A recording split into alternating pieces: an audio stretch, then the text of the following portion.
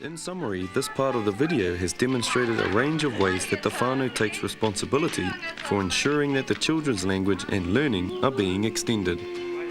Good Māori language role models, facilitating meaningful conversations, stimulating activities that encourage language, extending language into other domains, making links with the language of the home.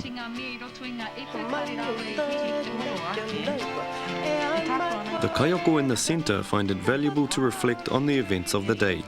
These reflections through discussion help kaiako to plan more effectively and improve the way they respond to the learning needs of the children.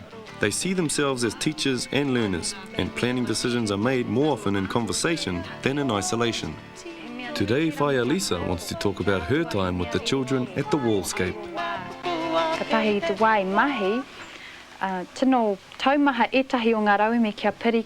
We gathered resources for the Wallscape. Then when we did the work, we found some of the resources were difficult to glue to the wall. When the children asked me why they would not stick to the wall, I wanted to explain about the weight. But because I didn't know the word for gravity at the time, I looked it up. Gravity, te toa papa, the pull of the earth. That was a new way of saying it for me as well. The children opened my eyes. If I didn't sit and talk with the children, I would not have learnt the new vocabulary. So that is why it is important to listen and talk with the children. Hurai talks about gravity and the learning going on as Manunui is splashing the ball. There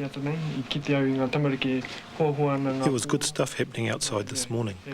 I saw the children sharing the balls because there were plenty, so they dished them out between themselves. That's a great skill for little ones, to share between themselves. I observed Manunui holding the ball at a certain height and letting it drop into the puddle to splash, which was interesting because there's a lot of learning in that sort of activity for the child.